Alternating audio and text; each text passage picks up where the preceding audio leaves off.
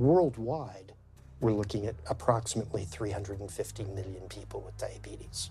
There's no question that we're in the midst of a diabetes epidemic. Right now, 1 in 3 Medicare dollars is spent in the care of people with diabetes. 1 in 10 total healthcare dollars is spent on people with diabetes. There's no question that this is a major problem. What in particular is the correlation with the diet and diabetes? I'm not going to get into that. Into diet? No.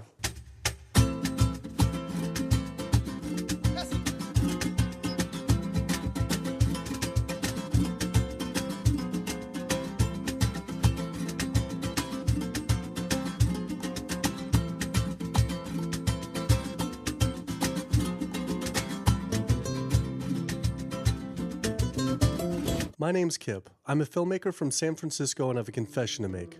I'm a recovering hypochondriac. Like so many of us, I have a family history of diabetes, heart disease, and cancer. My dad had his first heart bypass at 49, his second at age 50. My grandpa died young from diabetes complications, and both my other grandpa and grandma died of cancer. I was always paranoid that I would also get one of these diseases. Like any good hypochondriac, WebMD Symptoms Checker was essentially my browser's homepage. Even in my teens, I took Metamucil every day and a daily aspirin. I read all the latest self-diagnosis books, I ate every multivitamin I could get my hands on, and I was obsessed with bodily functions. I followed all the large health organizations' recommendations for preventing disease. I exercise regularly, don't smoke, don't drink soda, get enough sleep, reduce stress, and grew up eating what I thought was a healthy diet. Until...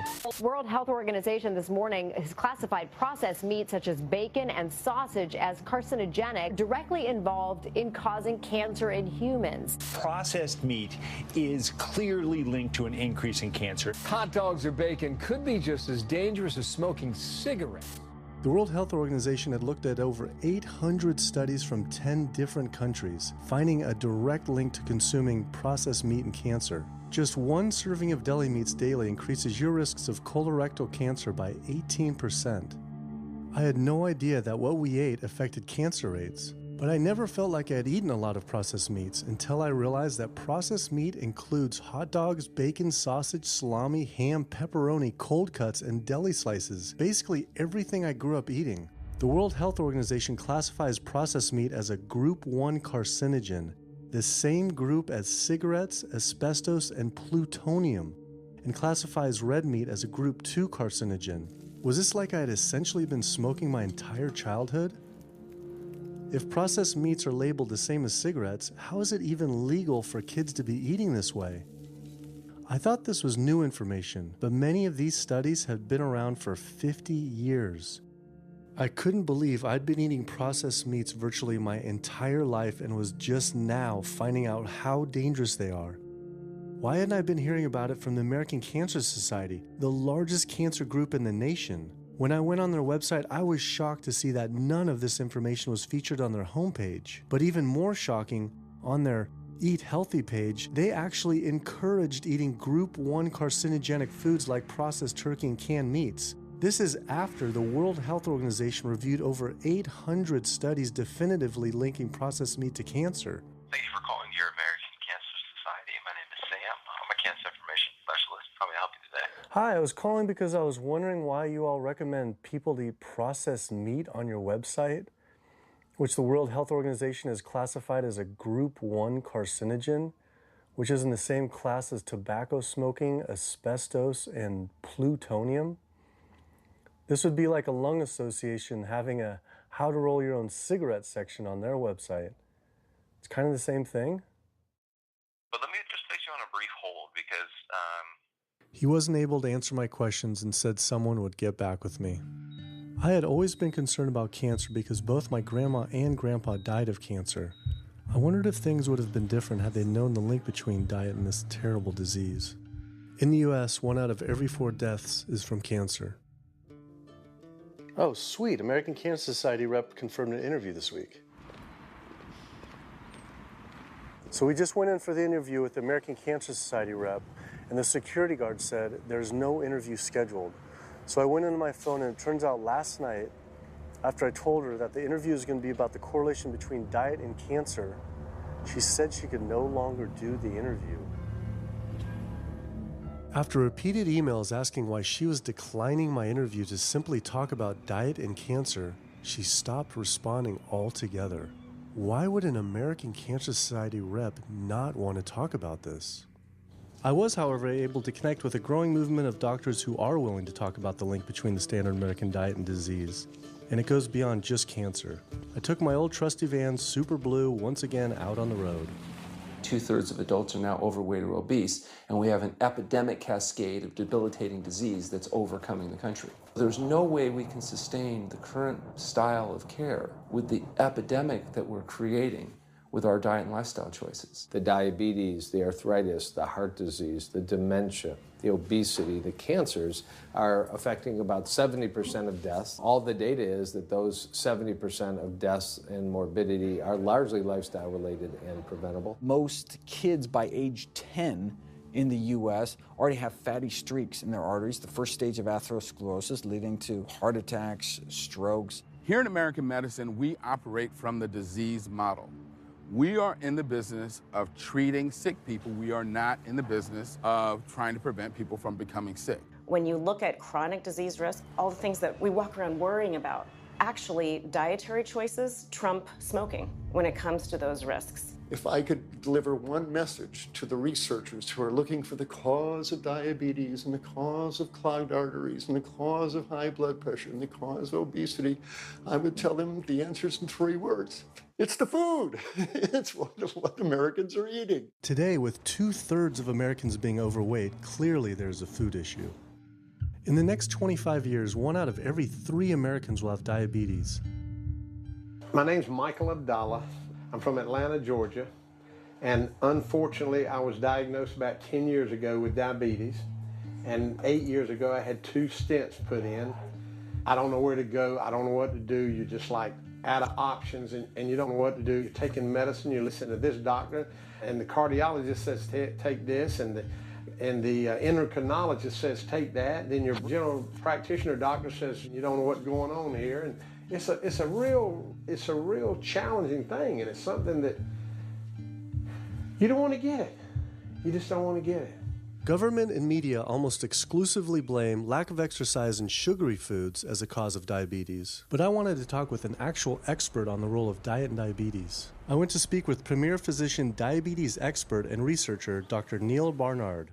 What role does sugar play in causing diabetes? It drives me crazy.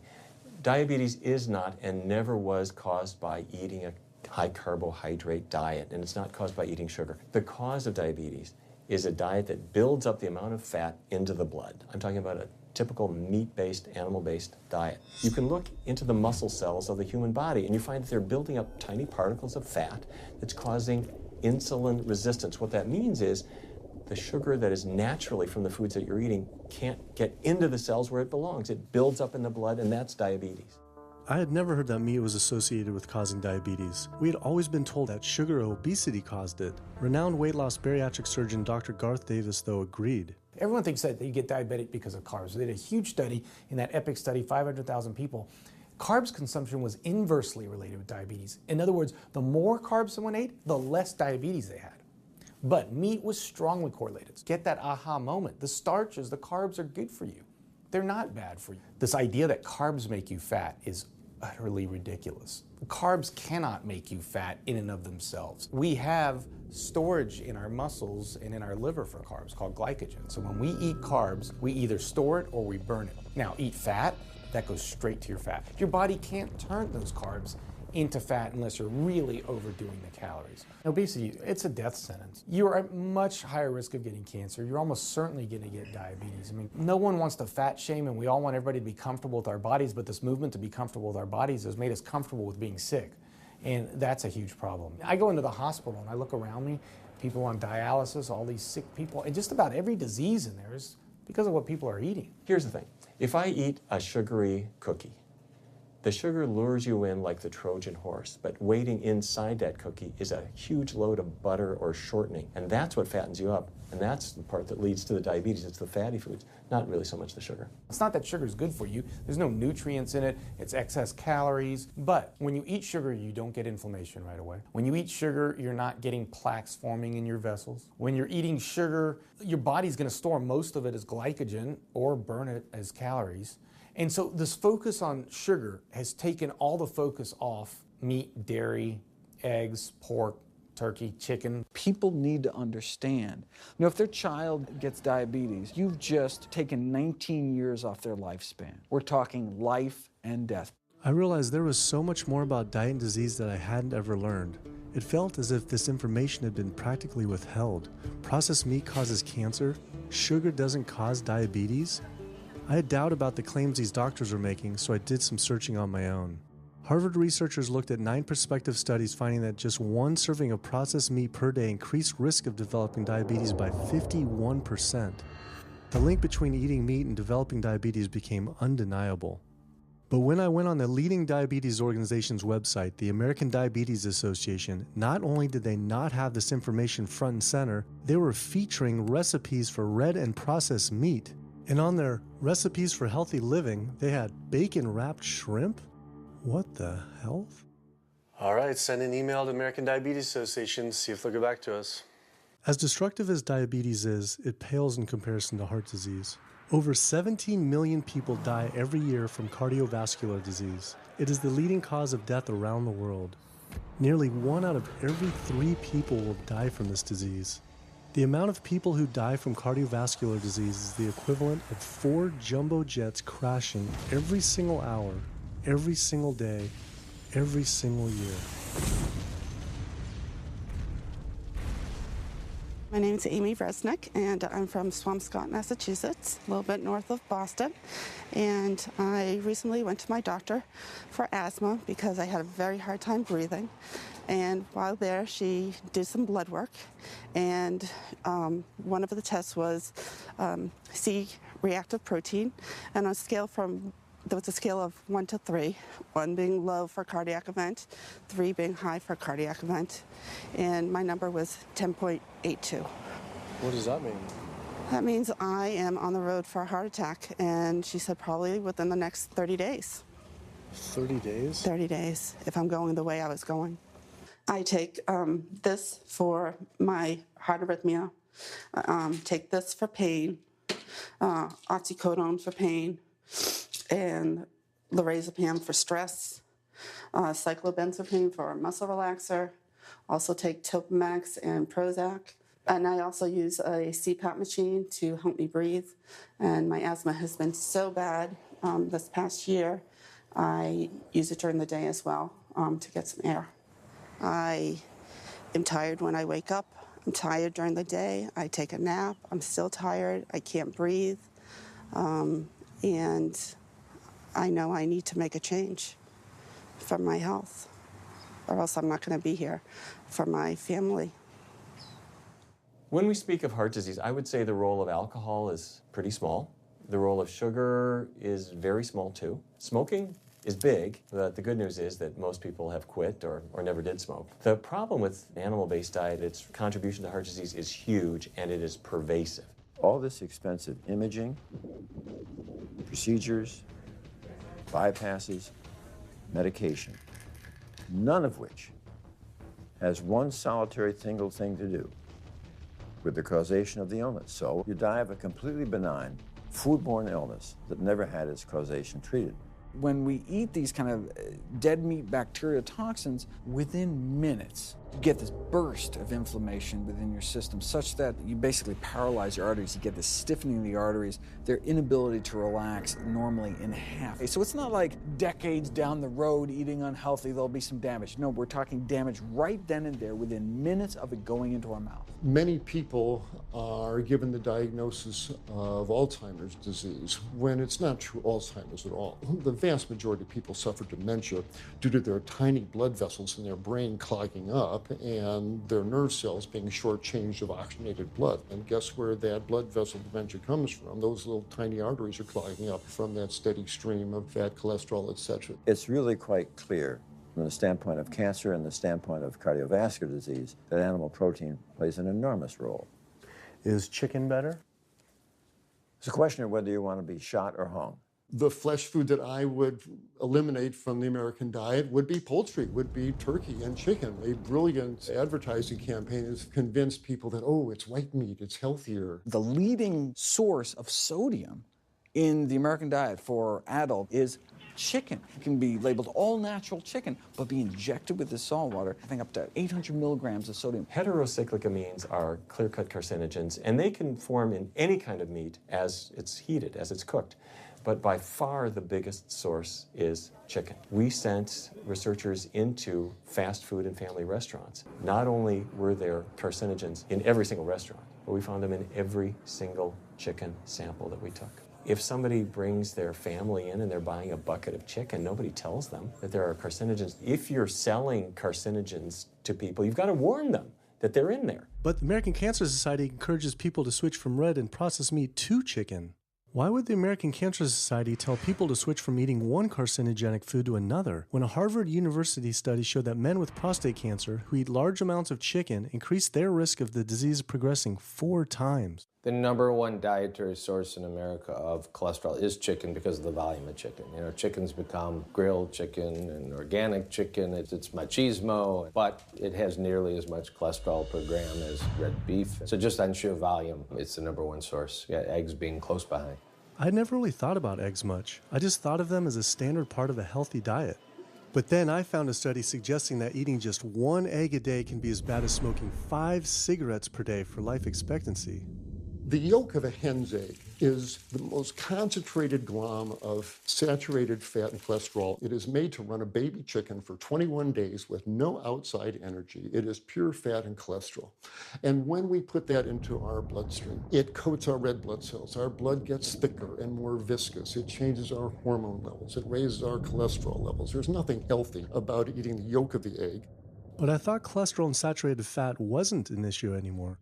You know, these saturated fat studies that have come out trying to vindicate saturated fat, this is a campaign by the dairy industry, right? Number one source of saturated fat is dairy. It's not meat. 2008, the global dairy industry got together at a meeting and explicitly, read their agenda, was to neutralize the negative impact of milk fat by regulators and medical professionals, unquote. So what did? They funded studies. The main study that started the whole saturated fat media craze was funded by the National Dairy Council. The egg industry similarly funds studies that confuse consumers by making claims that eggs don't negatively affect heart function. That is, only when compared to eating a McDonald's sausage McMuffin? So what they're really saying is that eating eggs is just as bad as eating a McMuffin. When you eat foods like beef or steak or a processed meat, a hot dog, you're not just getting saturated fat. You're also getting other additional toxins that are in that food. There's heme iron, carcinogens, processing chemicals. This is all a lot more complicated than just looking at saturated fat. You know, the strategy is not on making their products any safer. The strategy is to just try to confuse the public, to introduce doubt. You know, there's a famous tobacco industry memo. It's called Doubt is Our Product. That's all they had to do. They didn't have to convince Americans that smoking was healthy, right? They just had to introduce doubt. Then they would win. If there's just enough controversy, people kind of throw up their hands. I don't know what to eat. Confusion is their game. I really don't think people thought what they ate led to heart disease. They think, oh, it's genetic, my parents had it. And I don't think people really think that what they ate led to diabetes. I think, oh, my parents had it, I was gonna get it. And certainly cancer, they don't think that way. People have bad lifestyles that they've inherited environmentally. They've been exposed to a certain way of eating and living that they've carried on into their adulthood, passed on to their children. That is why they go on to develop the same diseases that their parents and grandparents may have had before them. But it is not inevitable. Even if you have a genetic predisposition, doesn't mean it's going to necessarily manifest. And what determines whether it manifests or not may be those epigenetic variables, the things that you can control, the environmental factors, the dietary factors, the lifestyle factors.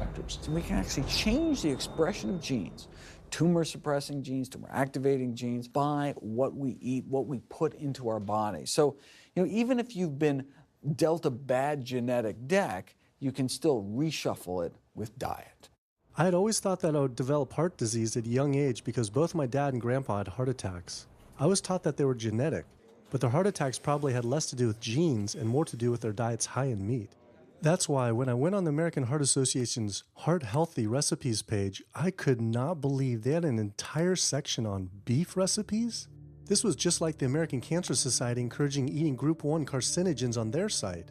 Meatloaf, pork loin, steak on your recipe list? Are you kidding me? It's like this menu is trying to give people heart attacks. At your website, we noticed Heart Healthy Recipes, and we were kind of bewildered by why there's a bunch of recipes on, a whole section on beef recipes, and there's also a section on egg recipes when there's such a strong link between beef, red meat, and heart disease.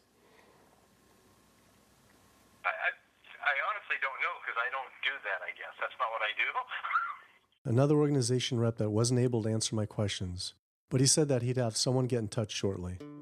I was, however, able to talk to the president of the American College of Cardiology, Dr. Kim Williams.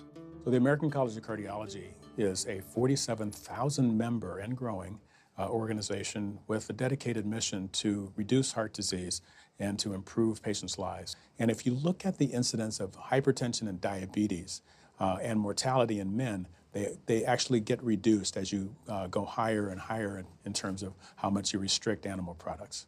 What about fish? So fish is a little different. You've got the 4 worries, which is PCBs, mercury, saturated fat, and cholesterol. And the cholesterol is all over the place.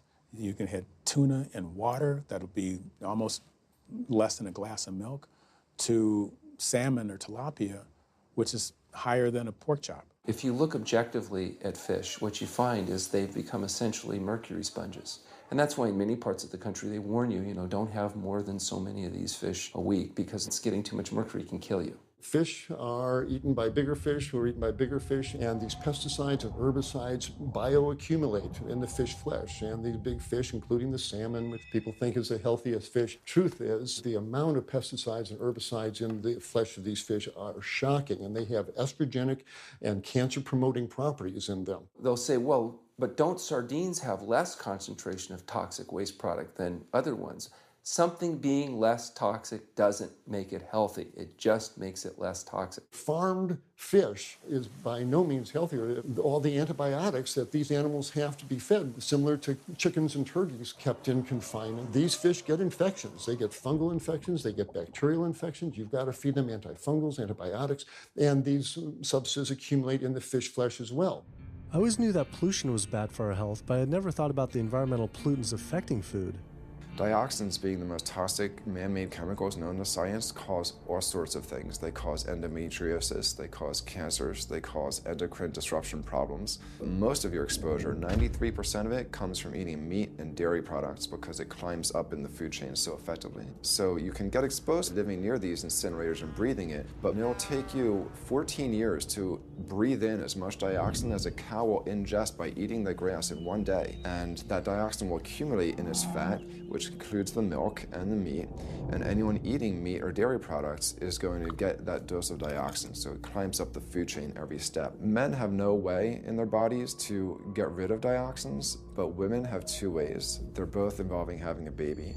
One is that dioxin crosses the placenta into the growing infant, and the other is that it comes out from the breast milk. So if you have a meat and dairy consuming mother breastfeeding that infant, then the highest impacts of toxic exposure like mercury and dioxins will go to that infant. Pregnant women are told, certain types of fish should be avoided. But what about all these other animal products which are introducing, imagine as the fetus is developing, introducing these very harmful toxins which create reproductive abnormalities, developmental problems, and hormonal issues right as the child is developing, the most critical stage of development. It does make you worry when people say, don't you want to have a little bit of milk because you're pregnant? Don't you want to have some fish because you're pregnant? Who do you think is going to get the chemicals that are in that? All these environmental toxins and toxins from the feed that they're being fed accumulate in their tissues and are released into the mother and unfortunately to the child when you eat these products when you're pregnant. So this includes antibiotics, hormones, steroids in animal feed. Commercial animals are largely fed GMO corn and soy, which are very laden in pesticides. PCBs have been banned since the 70s, but they persist in the environment. Dioxins, all of these compounds can create hormonal, reproductive, developmental damage as well. Eating organic beef, poultry, pork, or fish will not help you avoid contaminants like mercury, like dioxins, like strontium-90, because they fall out over all sorts of farm fields and water bodies, and they don't skip over the organic fields. And so really the contaminants are coming in regardless of how these animals are raised. I had always been concerned about the possible health impacts of GMOs, but then found out that most of the world's GMO crops are actually consumed by livestock, with dairy cows consuming the most per animal. This fact, with everything I'd learned about bioaccumulation, made dairy terrifying, especially considering how much cheese I ate in my life. Cheese is an amazing product when you think about it. It's probably one of the single best foods at compromising health that you're going to actually feed to people. Think about it. You've got an animal product, so you've got all the issues of biological concentration. You have a highly processed food product, and not only does it have naturally a lot of saturated fat, but you put a lot of salt into it. There's a strong link between dairy foods and autoimmune diseases, and so that can show itself up as excessive production of mucus and exacerbation of asthma in kids who are prone to that, and even adults. And also there's an association between dairy foods and multiple sclerosis and type 1 diabetes, which is an autoimmune disease, and other rheumatologic problems. Cow's milk is baby calf growth fluid. That's what the stuff is. There's absolutely no child or human on earth who actually needs the milk of a cow any more than they need the milk of a giraffe or a mouse. Most people in the world are lactose intolerant. I mean, that's the normal state of affairs. Why would your body create this enzyme to digest lactose after weaning, after infancy? It doesn't make any sense. 73% of African Americans are lactose intolerant, 95% of Asians, roughly 70% of Native Americans, and about 53% of Hispanic Americans are lactose intolerant. Our government is encouraging Americans of color to eat foods that it knows is going to make them ill. Ultimately, what that boils down to is the government is telling me as an African American to eat food that's going to make me ill for no health benefit so that it will benefit dairy farmers. That's a form of institutionalized racism. Yeah, milk is a risky food for human consumption. As a pediatrician, I see on a daily basis children suffering from conditions that are linked or associated to dairy consumption, such as eczema, acne, constipation, acid reflux, iron deficiency, anemia. Cow's milk protein is the most allergenic food. People say, well, no, I want hormone-free, not injected with bovine growth hormone.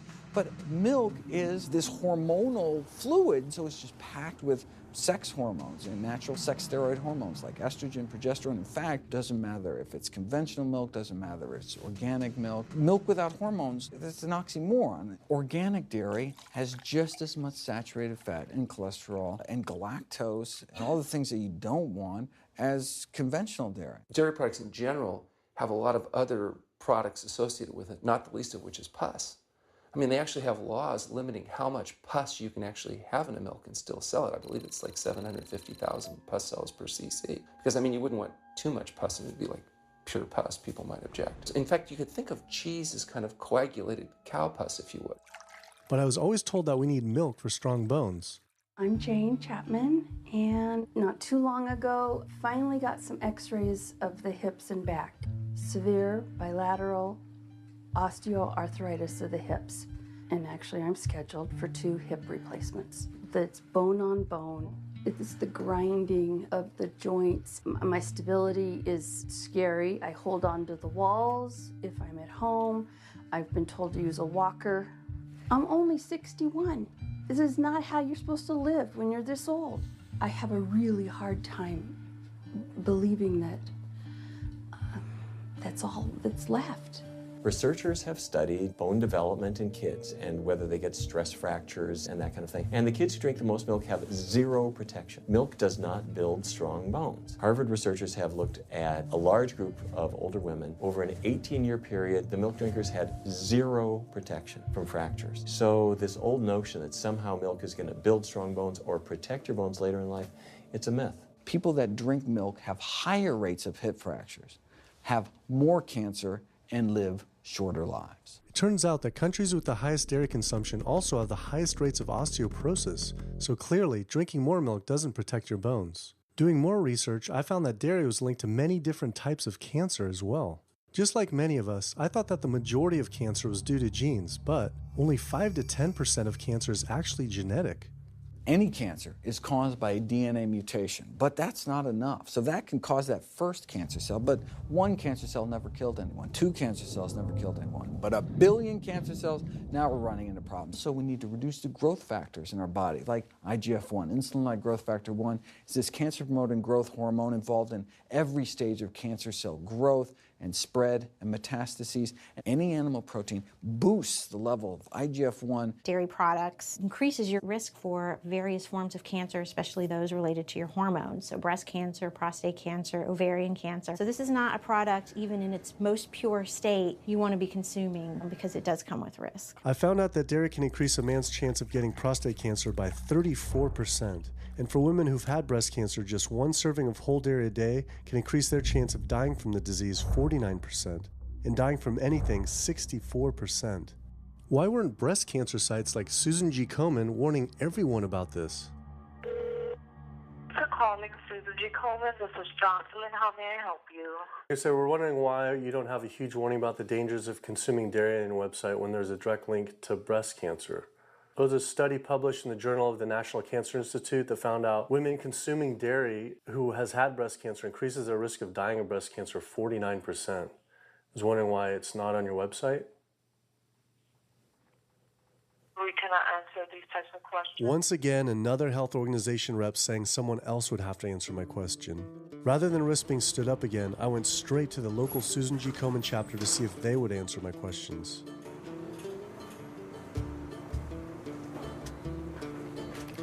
They didn't want to answer my questions in person either, and told us to stop filming, but promised they would connect me to the national office directly. Susan G. Komen's Pink Ribbon campaign had done a lot to raise awareness for breast cancer, although it was confusing to see pink ribbons on dairy yogurt containers. Breast cancer can be prevented with a healthy diet and lifestyle, but we're not. We're talking about pink ribbons and putting all the money into research for the cure. I, for one, know that I would want my daughter, my mother, me, I want to focus on not getting to that point, and that's where I would like to see more energy and effort put. I had been a hardcore cheeseaholic virtually my entire life, despite the risks, but like so many others, I seem to have been addicted to it. It turns out that the casein protein, that's the main protein in dairy products, and particularly in cheese, it breaks apart in the human digestion to create what are called casomorphins, casein-derived morphine-like compounds that go to the brain, and they attach to the very same receptor that heroin attaches to. Don't get me wrong, they're not as strong as that, but they are strong enough to make you come back again and again and again, despite the fact that you're gaining weight, you're more unhealthy than you've ever been, but that cheese just calls out to people. Casomorphin may play a role in SIDS, and sudden infant death syndrome, may play a role in autism. This is one of the reasons why we don't want infants drinking milk from cows. Human breast milk has 2.7 grams of casein per liter, compared to 26 grams per liter for cow's milk. That's practically 10 times more. No wonder it's so addictive. This talk about addiction made me think about all the drugs animals are fed. I went to the headquarters of the Center for Food and Safety, the nation's leading FDA government watchdog group, to see how concerned we need to be about drugs in our food. So that we know of, there are at least 450 different drugs that are administered to animals, either alone or in combination.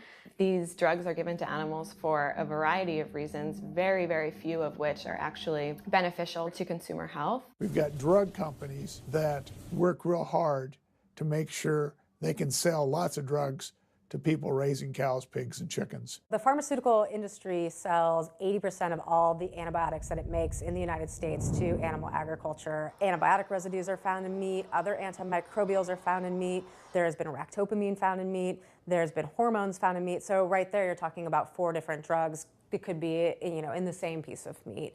The pharmaceutical company is supposed to show the safety of animal drugs. They're not really testing to see what the impacts of these drugs are on humans. They're really looking to see what the impacts of these drugs are on animals. When we try to get information on some of the health studies and the environmental studies, from federal agencies, we get back page after page of blacked out information because the company claimed confidential business information. Consumers have no idea what is in the products that they consume. So how sick something makes me and how bad it pollutes the environment is a secret for a company.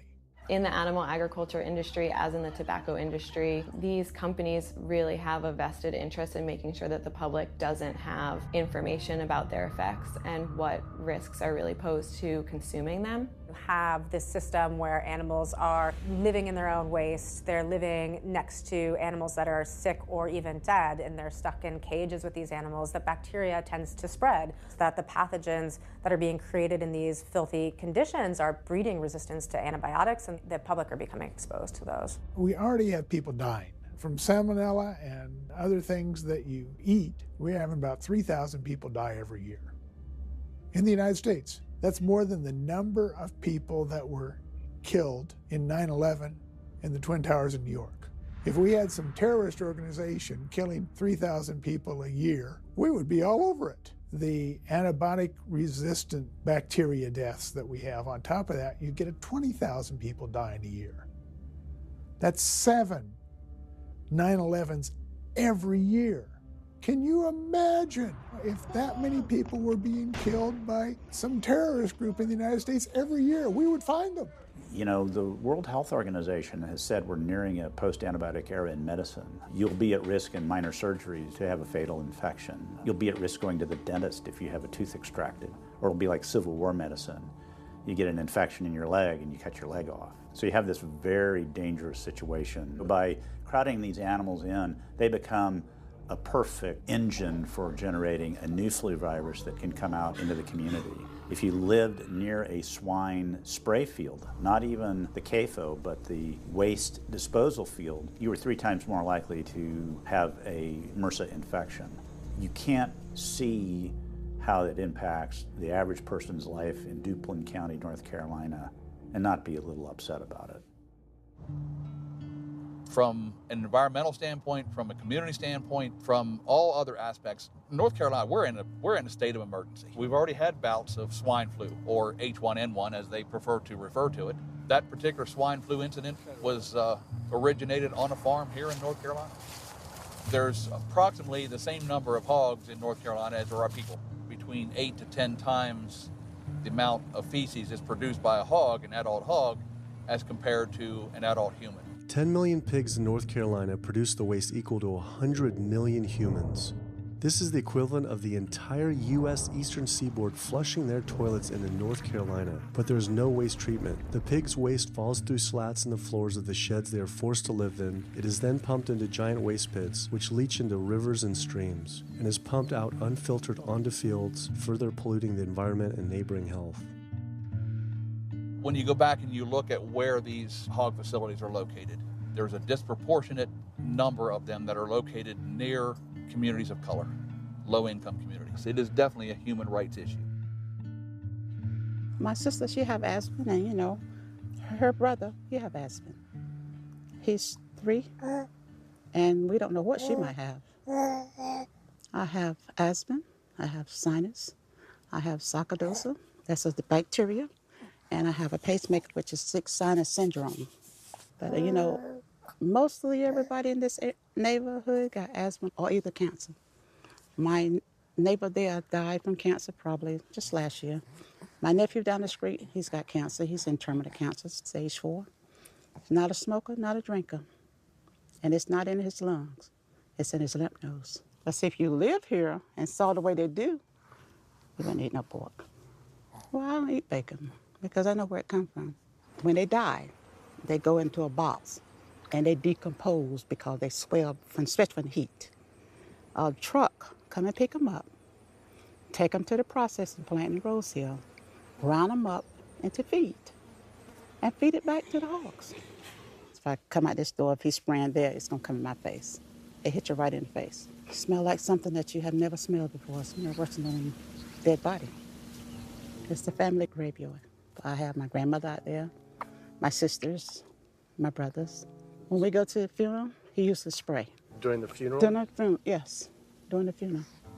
Yeah, he spray. And when the people come, everybody be closing their nose up, saying how it stink. They can want to have a cookout on Sunday, he'll spray.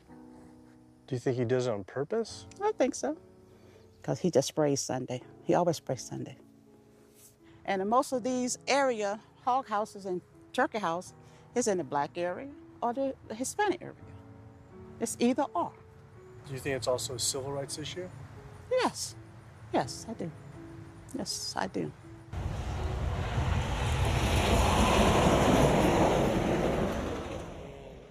There have been times in the past that I have gotten ready on the Sunday, gotten ready to go to church and come out, and the smell was so strong that I had to go back and regroup because it got in my clothes and I just couldn't go to church smelling like hogs, you know. I just couldn't do it. So I don't think the government cares.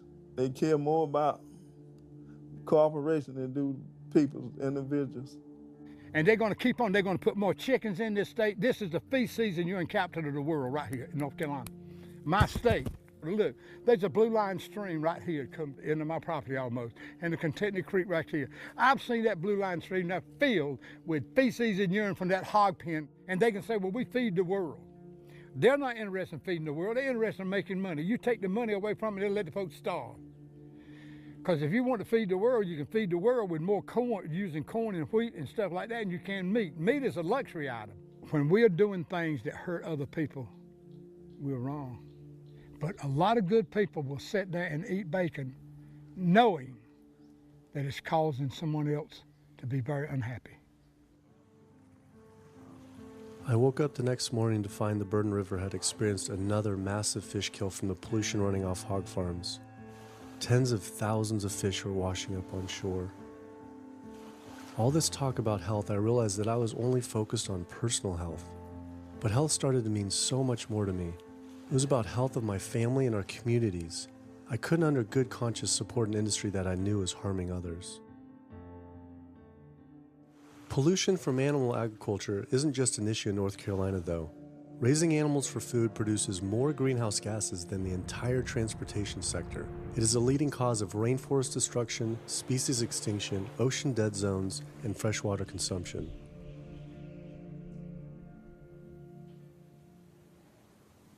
American Diabetes Association actually finally got back, and they agreed to an interview. Preparing for their American Diabetes Association interview, I took a look at their diabetes diet and meal plan recommendations, and they were loaded with foods associated with causing diabetes. How could they expect people not to get diabetes if this was the food they were recommending? And then, I saw multiple peer-reviewed studies published on the National Institute of Health website showing that a low-fat, plant-based diet was more than twice as powerful at controlling and even reversing diabetes than the ADA recommended diet that included meat and dairy. Well, the mission of the American Diabetes Association is to identify a prevention and a cure for diabetes. But in the meantime, to improve the lives of all people who are affected by diabetes. And what's the best way to prevent this? For type 2 diabetes, it's unclear. We can't prevent type 2 diabetes in everybody. When we're doing the research, we came across a lot of studies that said that you actually could potentially cure or reverse diabetes with a purely plant-based diet. I don't believe there's sufficient evidence to demonstrate that.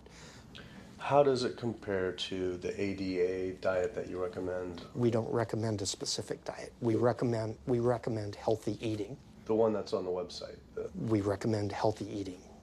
Do you have a whole list of exact day-to-day, the meal plan, the whole meal plan?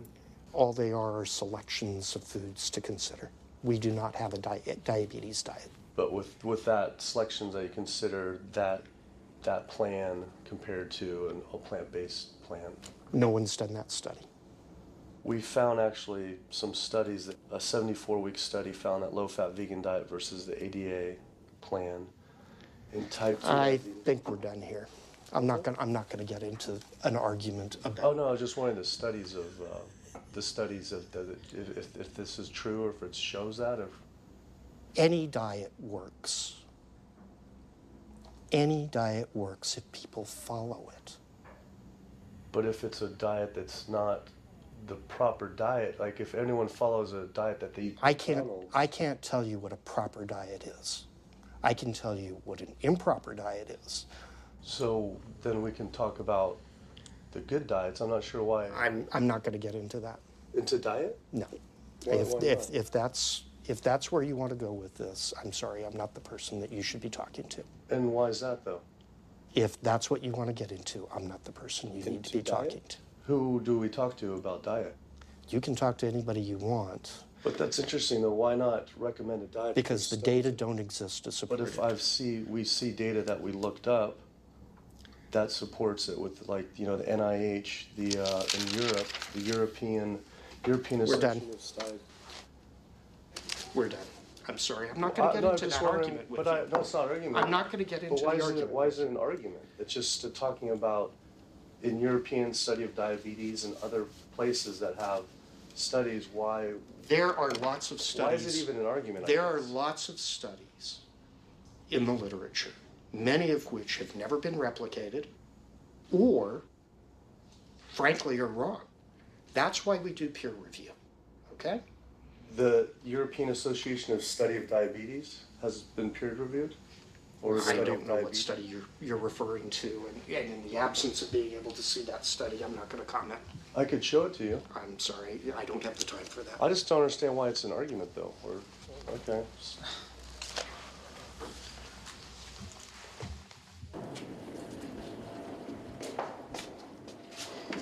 That was interesting.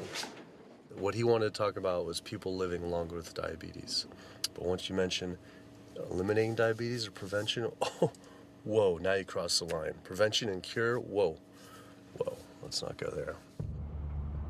Not only did Dr. Ratner, the chief medical officer of the American Diabetes Association, not want to talk about diet, but the fact that he had such an emotional reaction to my question made it feel I was digging into something that he didn't want uncovered. I had always thought there was no prevention for type 1 diabetes, but then I did research and came across countless studies referencing the link between exposure to dairy at a young age and type 1 diabetes. I mean, this is a food made for baby cows. Cow milk protein gets into the bloodstream, and the body says, hey, this isn't supposed to be in the bloodstream. It makes antibodies to the cow milk protein, which then attack the pancreas and destroy the pancreas. How is this possible that ADA wouldn't have this forefront on their website? Why wouldn't they be warning all parents about this, even if there were only a slight chance? Why were they recommending people to actually eat these foods linked to diabetes? It seemed all of the large health organizations were encouraging people to eat the very foods linked to the diseases they're supposed to be fighting against. American Heart Association promoting beef, American Cancer Society promoting processed meat, pink ribbons on dairy products, and bacon-wrapped shrimp on American Diabetes Association. And then it all came together. What if?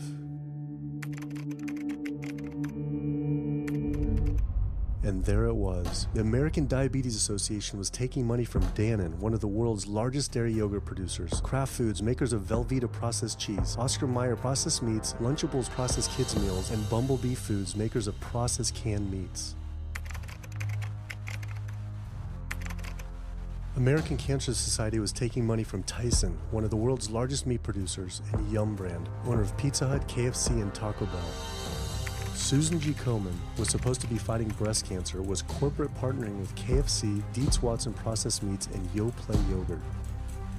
And the American Heart Association was probably the most disturbing of all, taking hundreds of thousands of dollars from the beef industry, poultry, and dairy producers, and millions from fast food and processed food manufacturers. Every single one of these organizations was taking money from meat and dairy companies that are associated with the causes of these diseases. This would be like the American Lung Association taking money from the tobacco industry. I was sick of not getting answers, so I went to the headquarters of these organizations myself. We have to speak to someone in person. There's millions of people dying from the foods that they're recommending people to eat. I wanted to find out why Susan G. Komen had accepted $35 million from Yoplait when their products can increase a woman's chance of dying from breast cancer 49%. And ask American Cancer Society if taking money from KFC and Tyson was the reason they promote eating meat. but every one of these organizations declined to be interviewed.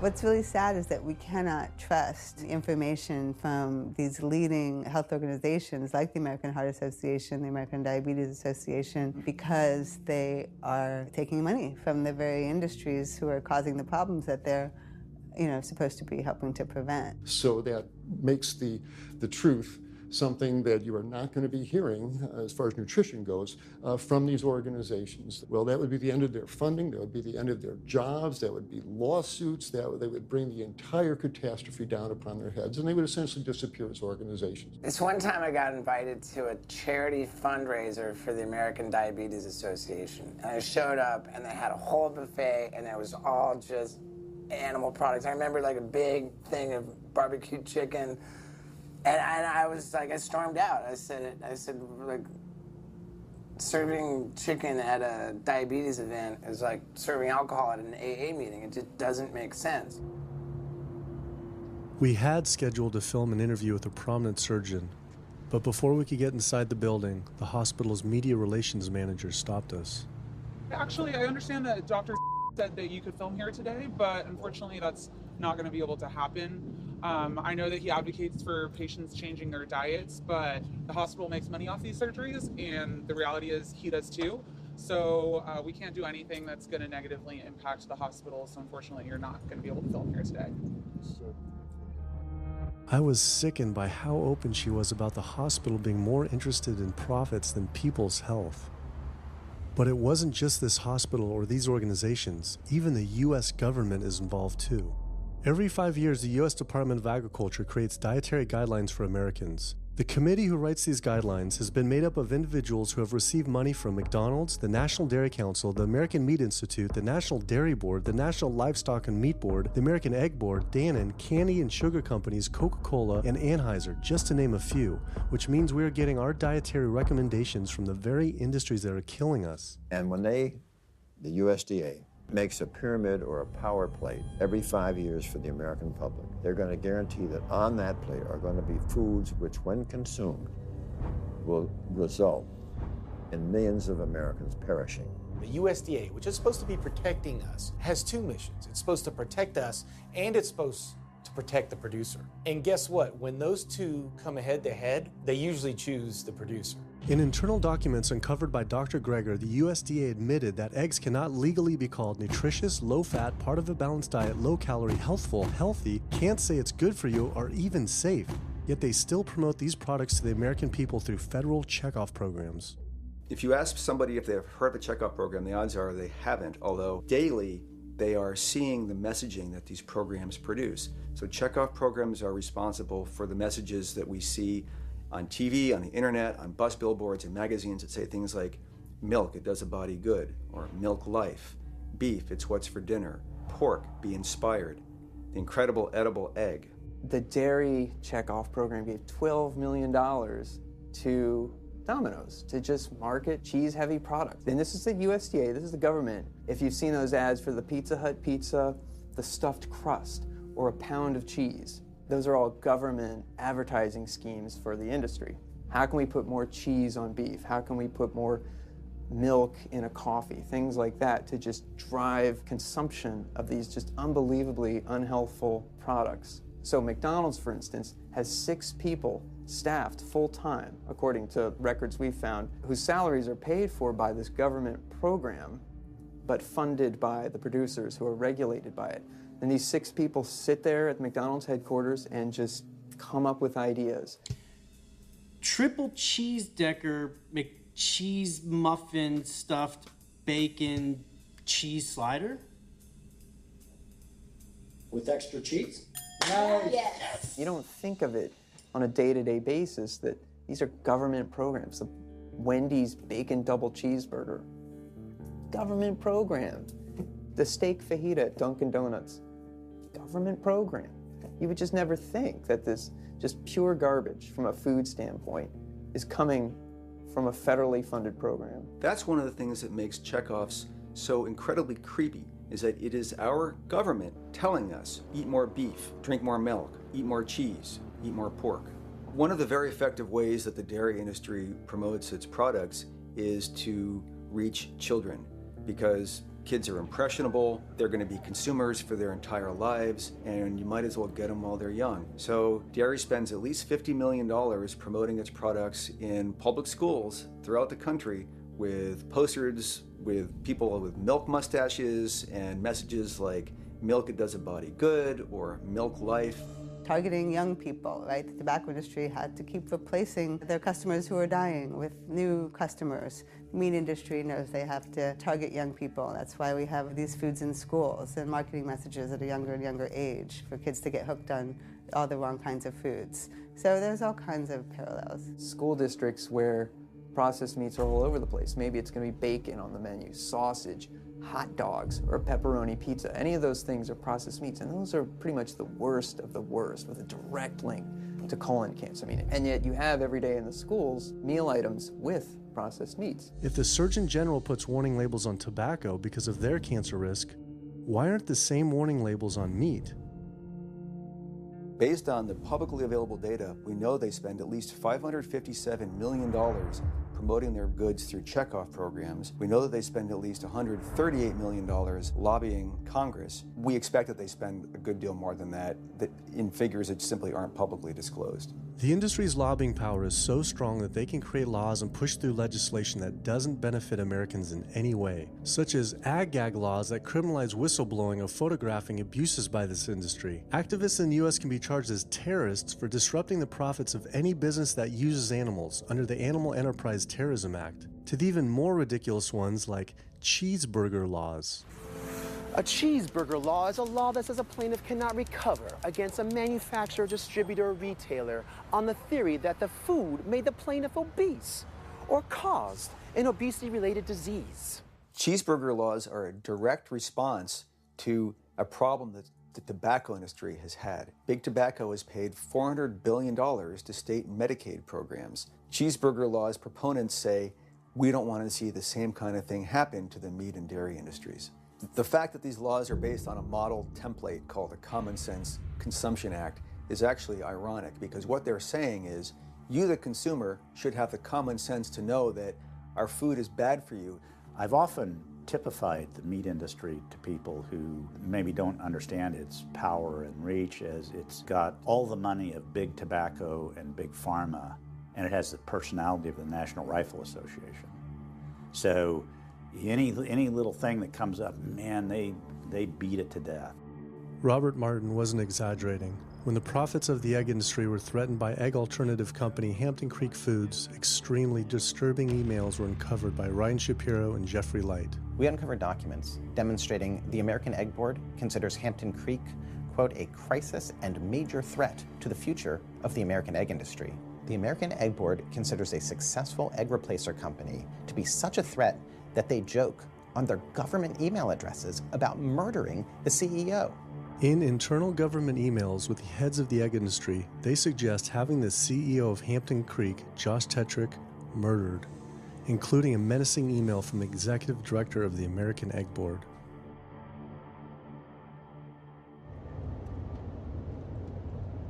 The meat producers don't have to pay for the heart disease or the environmental destruction or any of the other externalities, as economists call them, that their products cause. You know, then there's the whole pharmaceutical aspect of it, and the fact that there's a very strong pharmaceutical industry and lobby that has a huge stake in preserving the status quo. And these chronic diseases, these are the cash cows of the pharmaceutical industry. You have a $5 billion stent industry. Do they ever want to see that go away? We've got a $35 billion statin drug industry. Do they ever want to see that go away? I'm talking about the pharmaceutical industry effectively controls what doctors are told. Most research isn't put into prevention, it's put into the medication that we might use for that particular disease. I'm on 2 different high blood pressure medicines, 6 asthma type medicines, even after 4 years of shots. And then another medicine to help take care of side effects from some of those medicines. I'm on high-level antidepressants, a couple of different pain meds for my back and hips. I'm taking about 16 drugs, not counting the insulin in the morning. I take insulin in the morning, insulin at night, 32 to 34 units of insulin. Lantus to be exact. Some of these meds are for diabetes. This is for peeing. I have to use this for my prostate, and then I have to use this for the heart, and I have to use this for blood pressure. And it's just on and on and on and on. The doctors are telling me this is what I've got to do for my whole life, and it's frustrating, and it's very stressful, and I don't know how long my liver is going to last taking all this stuff. Under conventional medical treatment, whether it be for autoimmune disease or even conditions like high blood pressure or diabetes, you're told that you have to take drugs, and not just for a week or a month or a year. You're told you have to take drugs forever. You're guaranteed that if you follow your doctor's advice, you'll be sick forever. You'll never get well. That's the guarantee. Because the strategies are all about manipulating the symptoms, not dealing with the underlying cause. You come in with that diagnosis, you get a bunch of pills that have nothing to do with the disease causation, or you get these procedures that have nothing to do with disease causation. It's a deception to say this pill will help you unclog your arteries, this one will save you from a stroke. No, it doesn't. The people who take the statins, etc., they still get their heart attacks, they still get their strokes. This does not reverse disease. This does not make plaques smaller. This is a fraud of massive proportions. In the U.S., treating chronic disease such as heart disease, cancer, and diabetes is a $1.5 trillion industry. That's the GDP equivalent of the 10th richest country in the world. I went back and dug deeper into the health organizations' funding, and there it was again. These organizations were accepting millions of dollars from pharmaceutical companies that are making billions of dollars from the very same diseases these health groups are supposedly trying to end. It seemed like a major conflict of interest, unless ending these diseases isn't really the goal. The pharmaceutical industry spends more money on lobbying than any other single industry. Just like animal agriculture, they are so powerful they write their own laws that have had activists in prison to silence them. Government's in bed with anyone that gives them the most money, which is the pharmaceutical industry, which is the animal ag industries. Like, they are pumping the government full of money and resources, and in return the government's giving them what they want: subsidies, imprisoning activists that go against them. And I think it's quite telling that these industries are working so hard and spending so much money to criminalize people for simply taking a picture, for simply recording what's going on inside of these facilities and making it known to the public. They're behind walls, they're underground, they're in these secret facilities that no one knows about. But if they did, they would be shocked and outraged. And I think people would not want to think that their pharmaceuticals, that their food are coming from these places. And that's why I think the ag laws are what they are, is because they are trying to silence people into not speaking out and not showing the truth. I finally realized how deep the collusion truly is between government and these industries, and how dangerous it could be to expose them. These concerns intensified after meeting the USDA whistleblower who revealed mad cow disease in the U.S. meat supply. USDA operates like the military. So when I got on TV and that, right away USDA sent out memos to all the veterinarians and food inspectors. If anybody from the media ever contacts you, do not talk to them. Refer them to Washington, D.C., and we will talk to them. So right away, shut up everybody. American public should be very concerned about this, what's going on with USDA. Here in the United States, we have at least 4 cases of mad cow disease, but I'm almost positive there's more cases than that, but the government isn't looking for it. So what you're saying is that there could be already mad cow disease in humans. Right, and I think a lot of it was misdiagnosed. With the Alzheimer's or dementia, it takes several years, you see the progression, but to make it easier, these doctors just sign off on it as dementia or Alzheimer's without actually taking a biopsy of the brain to see if it's that, or is it actually a prion disease like Creutzfeldt-Jakob disease or mad cow disease. Do you think it's safe to eat meat? I personally don't think it's safe to eat it because of the fact how the line speeds are increasing, and also our inspectors are not well trained enough. At the present time, the line speed now is going about 220 cows an hour. That gives you about somewhere around 4 cows per minute, so that's 15 seconds per cow. These dangerous slaughter speeds means that animal waste ends up everywhere. Testing shows 88% of pork chops are contaminated with fecal bacteria, 90% of ground beef, and 95% of chicken breast sample contain animal waste bacteria. There is nothing clean about eating this way. But it just isn't waste, it's also pus-filled infections. You can see there's a bump or some kind of abscess underneath the hide. Most of the time when the hide's pulled off, Either that will open up the abscess and the pus will come out, or if it's deep-seated, when the inspectors are doing their work or the company employees, they might stick their knife into an abscess and it explodes all over the place. I had heard enough. I was utterly disgusted by the corruption, the greed, the disease, and the abuse I was learning about. The very animals we were killing us and the planet. But so many people eat meat and dairy every day of their lives, and we are so concerned about getting enough protein. Do we have to eat meat to get complete protein? Oh my God. Oh my God. You want me to jump off this building, don't you? Well, first of all protein is made by plants. I'll state that again for the record. All protein is initially made by plants, all of it. And it is not necessary to eat animal tissue in order to get protein. Only plants have the ability to actually take nitrogen from the air, break those molecules apart, and incorporate that nitrogen into amino acids and then make protein. Any protein you get from an animal is simply recycled plant protein. If you ate a diet that was calorically adequate, and even things like brown rice and broccoli, and you got enough of it, you'd get enough both quantity and quality of protein. 2,000 calories of brown rice and broccoli is going to be about 80 grams of protein a day, including the essential amino acids that you need in order to maintain optimum health. I mean, grains are loaded with protein. Beans are loaded with protein. Vegetables are loaded with protein. You really want to get your protein from plants because plant proteins have a much more beneficial effect on our physiology. The funny thing about protein is most Americans get about twice the amount they need. Most Americans get less than half the amount of fiber they need. But the conversation tends to always be about protein. So in my mind, it's just this magical marketing campaign that protein has taken on over the decades. The question is not where do you get your protein, it's where do you get your fiber? I have never in my professional career seen a protein deficiency. I've never seen someone come in eating normal amounts of calories and they're protein deficient. You just don't see that. So human milk has the lowest protein content ever in any species ever tested. I mean, that's the fluid that's been designed by evolution over millions of years. And so it's like the perfect food for human babies, right? Perfect food, lowest protein content any other mammal. And so it gives a sense of kind of the protein requirements for food. Anything. So then rat milk, ape milk, donkey milk, any milk has ever been tested. And you hear this a lot in bodybuilders. They're like, well, I need, chicken, or I need fish to be, to be strong, to build muscle tissue. That is utter nonsense. The largest, strongest terrestrial animals on the planet are all herbivores. The biggest, strongest animals are all herbivores. When we bring in people and they're on meaty diets and we transition them to a plant-based diet, we always track what they're eating. Their vitamin intake goes up. Their nutrition overall goes up, dramatically better.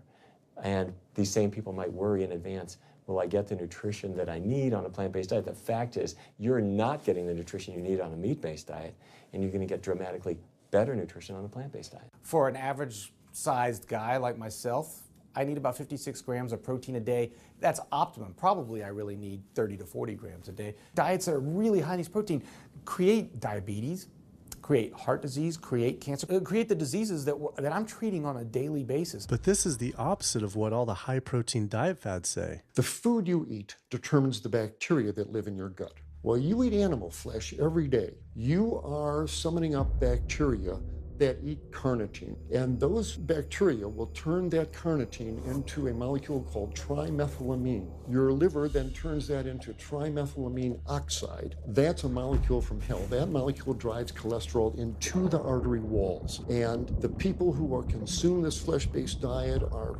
contributing to plaque building up. They may lose weight on this diet, and that's good. But what's happening inside your arteries, paleo friends? What's happening is that plaque is building up, and these are the folks who drop dead at the gym at 39. Boy, he was lean and he looked really good. But where is that cholesterol going? It's going into your artery walls.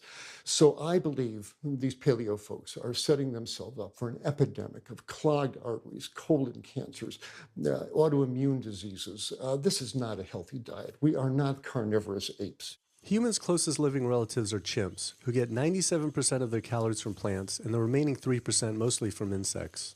Comparing the anatomy of true omnivores like bears, who eat both meat and plants, to frugivores like primates, who eat almost exclusively plants, the differences are pretty clear. Frugivore teeth have flat molars for chewing plants, where omnivore teeth are serrated for stabbing and tearing flesh. Frugivore jaws can move forward and back and side to side. Omnivore jaws cannot. Omnivores have much stronger stomach acid for digesting meat compared to less acidic stomach acid of frugivores. The intestines of frugivores is 9 times their body length compared to 3 times for omnivores. This is because meat will putrefy in the gut unless it is moved through quickly. If humans were indeed true omnivores, we would need to change our physiology and appearance quite a lot. But we fit every requirement of a frugivore. We may behave like omnivores, but anatomically, we're frugivores. Human beings, unlike bears and raccoons, and to some extent dogs, don't have that mixed anatomy and physiology that you see in the true omnivores, and thus we are not true omnivores. In humans, the canines have become really small and rounded and actually function like accessory incisors. They're utterly useless for ripping and tearing anything other than an envelope. So the idea that the mere presence of the canine somehow means that we're supposed to eat meat is silly. He was right. I always thought my canines were for meat, but what kind of animal could I actually kill and eat raw with these tiny teeth? The thought alone was disgusting. I mean, everybody loves a smoothie made with fruit and even some vegetables, but if you think about putting a fish or a piece of beef in a blender and grinding it up, the thought is absolutely repulsive. All these diseases I had learned about were from eating a diet our body wasn't designed for. What would happen if we started eating a diet our body actually was designed for? The data is crystal clear that you can stop and reverse heart disease with plant-based diets, scientifically shown. I've seen it in my own patients. People who adopt low-fat plant-based diets can actually reverse their heart disease, and that literally means watching the plaque start to go away, something they didn't think could happen. My experience with patients is, and those studies show, that when people adopt a fully plant-based diet, their cholesterol levels plummet within a few days. And if you do blood tests in a couple of weeks, you'll see dramatic improvements. Yes, your numbers are going to look great within a week or two. Your cholesterol can come crashing down. In fact, if you're on medications, your doctor may have to pull off your blood pressure medication so your blood pressure don't drop too low because it can work too good. Like that, the side effect is not having to take drugs. In a groundbreaking study published by Dr. Esselstyn following patients suffering from cardiovascular disease, 99.4% were able to avoid major cardiac events by going plant-based. Because it's not just heart disease. It's hypertension,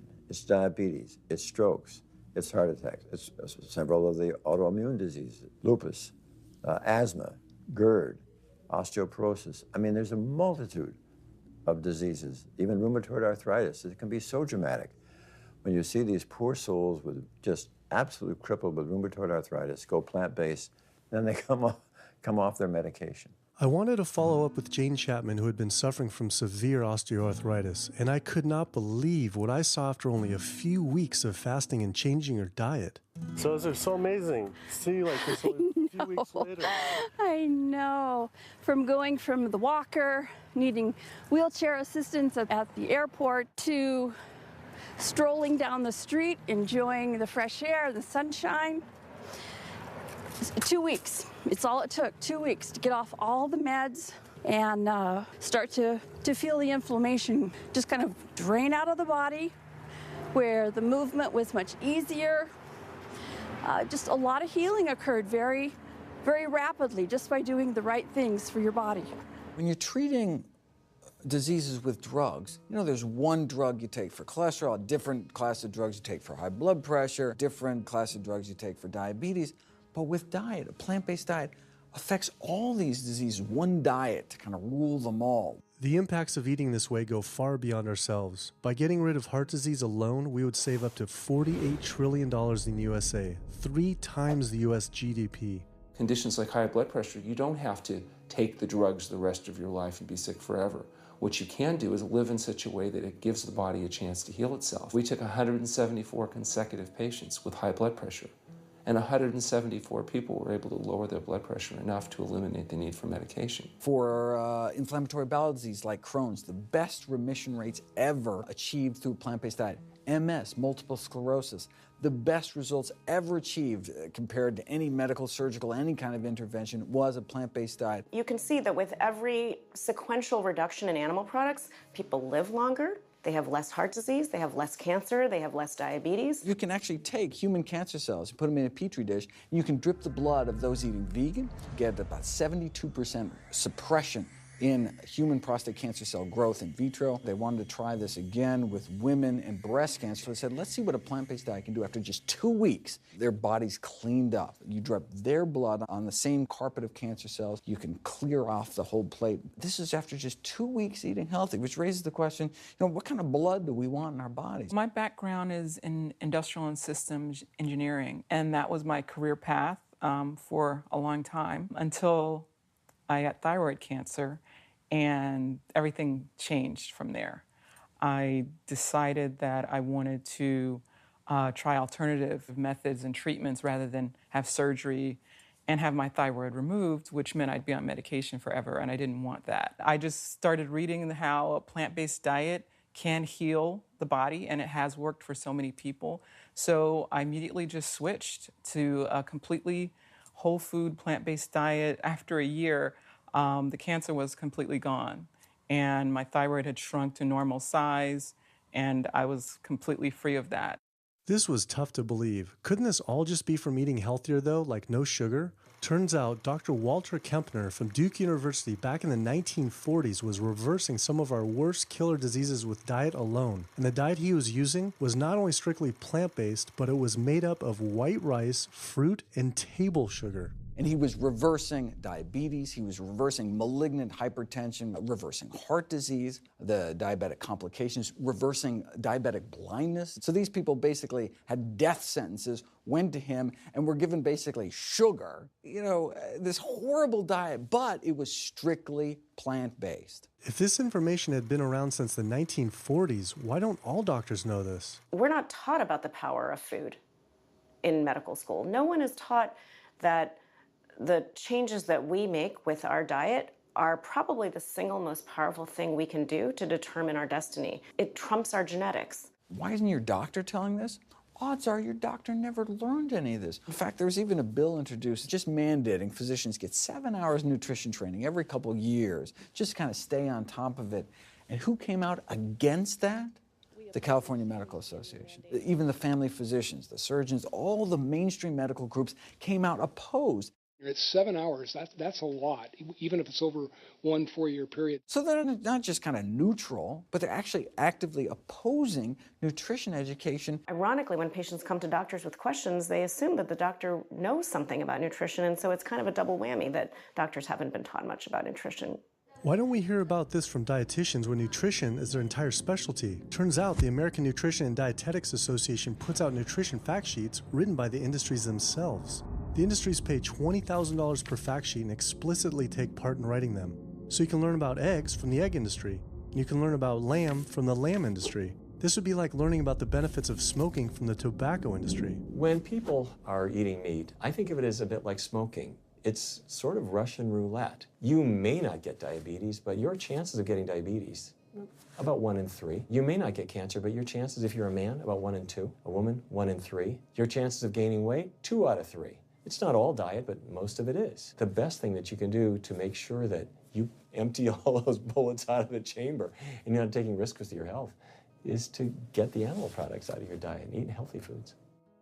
I came to True North to help me with my asthma and to lose a little weight, and it's amazing. Just in 2 weeks of changing my diet, don't have to take any asthma medication, no antidepressants, no pain medication, no heart medication, nothing, no medications at all. And it's just incredible. I was taking Oxy and Advil, and I was taking 800 milligrams of Motrin 3 times a day just to get through the day because I was in so much pain. And now, nothing. Wow. Nothing at all. 2 weeks. 2 weeks, So 14 days. All that medication, you're completely off. Completely off everything. It's just been so frustrating to me because I went to so many different doctors for help, and I tried so many different medications to help me with my asthma, and nothing helped, and I was stuck on the couch for the last 10 months, unable to breathe. And now in 2 weeks' time, 14 days, I'm off my medication, and I can breathe, and I feel good, and I can walk. My life has changed, and it only took 2 weeks of a whole plant-based diet. That's incredible. Yeah. That is incredible. It really is. is. That's amazing. It really is. I feel so blessed and so good and just so happy to be doing this, and I'm hoping that I can be a role model for other people and not be pushy about it, because everyone's going to do it in their own time. But thank God my time is now. So. Thanks. Thanks. As powerful as Amy's story was, I knew for some, eating 100% plant-based would still seem extreme. I think there's this sense that everything's okay in moderation, right? But we haven't seen that moderation works. There really isn't a study that shows that by eating meat and eggs in moderation, you can actually turn your heart disease around and get better. But I know people who've given up meat and they felt sick. Yeah, it's unlikely that anybody's symptoms are caused by a dead, decaying flesh deficiency. The lack of highly processed animal food products in the diet is not going to be associated with the causal factor about why they're sick. There is going to be a reason why they're not feeling well, but that's not going to be one of them. So I've had people go vegan, and they come back to me, and they're like, I'm hypothyroid, and my doctor says I'm hypothyroid because plant-based diet makes you hypothyroid. I'm like, so what does your doctor tell all his meat eaters that are hypothyroid? Boy, what's an animal flesh or dairy that you can't get in plant-based? Cholesterol, heterocyclic amines, E. coli. You know, if you think about it, there is nothing in an animal-based diet that you can't get in healthier form somewhere else. The only other vitamin is vitamin B12. It's not made by plants, not made by animals either, made by little microbes that blanket the earth. So because the way we live in our sanitized world, unless you're eating bacteria-contaminated foods, we need to get a source of B12 from somewhere. And so the healthiest, cheapest, safest source is to get a vitamin B12 fortified food or vitamin B12 supplement, not to get it from meat and dairy. What about people who say they have to eat meat for their blood type or their genes? I mean, it's like I need meat because I'm a Capricorn, or I need meat because I have an A+ blood. I mean, it's like, what do you say? No one has to eat meat. I mean, there's no vitamin, mineral, nutrient that you can't get from non-animal sources. Valentine's Day, I decided to go vegan and give up all meat, which was never in my thoughts in a while, million years, but I've heard so much success from people that are vegan. And so I gave up all animal products whatsoever. I've lost 29 pounds. I've been able to cut my meds in half. I've been able to cut my insulin in half. And now I'm going for the moon. I'm going to cut it all out. In the last 6 weeks, we've just had 3 grandchildren. And my ugly face is going to be around to see them graduate from high school and college. I'm going to be here. My mission is to let everybody know you do not have to suffer from diabetes and cancer and heart disease because someone in your family had it or because the doctors are telling you this is what's going to happen. You can take charge of your health and have a positive outcome just like I did. The reason I'm so committed to this is, my grandmother had diabetes and I didn't know what I know now about healing the body. And if I did, I feel like she could have lived at least a few years longer. And so it's in her honor that I do what I do. Because I could save someone else's grandmother, aunt, uncle, father from that, So I'm excited about getting the message out there. There's a common belief that eating plant-based is expensive. Not at all. It can be done in a very inexpensive way where you buy foods that are in season and you shop in the bulk bins, and that saves a lot of money. You can eliminate a lot of your expenses on your grocery bill by not buying meat and dairy because those things are expensive. Our meal plan for a family of 4 is $25 per person in the family. 2064 is your total. 2064, whoa. That's for an entire week of food. Really? An exploding movement of elite athletes are utilizing vegan diets to heal injuries, speed recovery times, and enhance their performance. Before I was vegan, I was only bench pressing 315 like 5 times. Then after going vegan, I was doing 400, 425, 465, and I was like, oh my God, this is amazing. I'm vegan and I'm bench pressing 465 pounds. This is ridiculous. And as soon as I went vegan, tendonitis started disappearing. My strength in my right arm started coming back. High blood pressure was going down. You can't be strong and be dying on the inside. That's not strong. That's weak. That's really weak because yeah, you look big and strong on the outside. Yeah, big man. No, but your heart's crying for help on the inside. You're dying.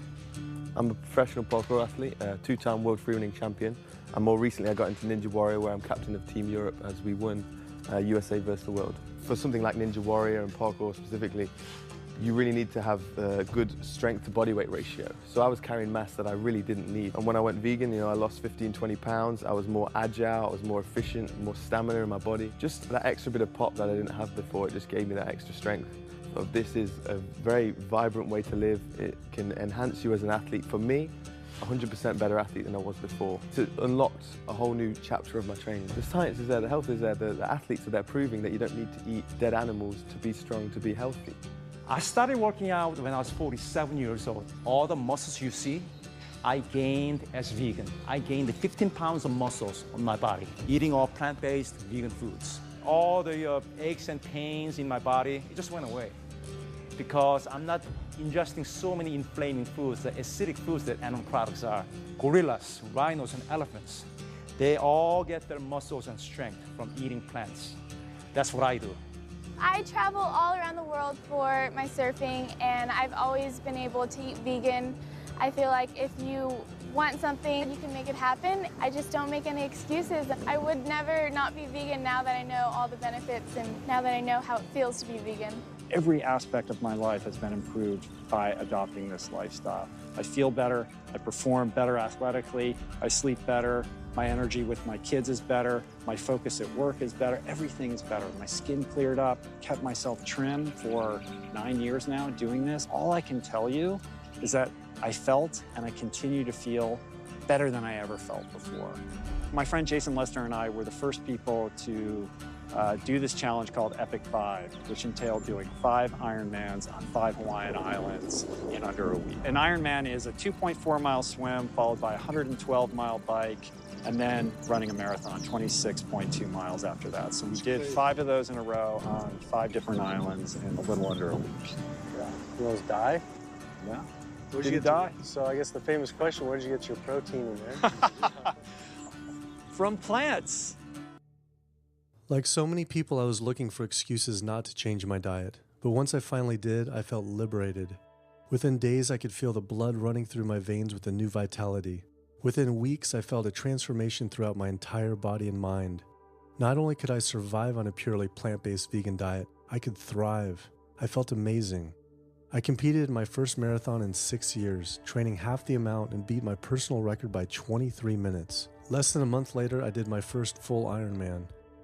Although I could possibly get away with eating a little bit of meat and dairy without ill effects to my personal health, I could no longer willingly support an industry I knew was causing so much suffering to communities, families, and all life on the planet. A whole new world opened up. I felt whole again, connected to a greater sense of what true health is, and where true health doesn't end with me, but begins with us.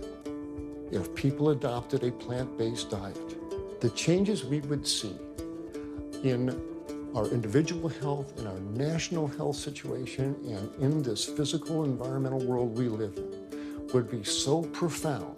I mean, today, you can say, I'm not going to eat that stuff anymore. It's one thing that I can do myself personally to make a difference. It will give you a greater sense of well-being and happiness when you know that, one, you're not destroying your health every time you sit down to eat, you're not promoting cruelty, and you're not damaging the earth. I don't want my gains to be at the detriment of the planet of other things. And yet, I'm not weaker, I'm stronger. That's the beauty of it. When you're altruistic, when you make choices for the greater good of others, it comes around, benefits me as well. It benefits us all. Studies show that we can not only survive, but we can thrive. I just feel this is a great way to live, not harming other beings, when we can be healthy and happier. I love it. It's a great life. I never thought that I could feel this good at this age, and I just want everybody to feel this way. I feel like a 20-year-old. I'm almost 50. Nothing tastes as good as healthy feels, basically. And so the choices that we make every single day, day in and day out, around our food, has the capacity to bring us true health and optimal wellness, not just individually, but collectively, as a species and for our planet. We're not going to live forever. But while we are alive, we can live well. And for me as a doctor, that's what I want to see. Where there's a will, there is a way. And I believe that.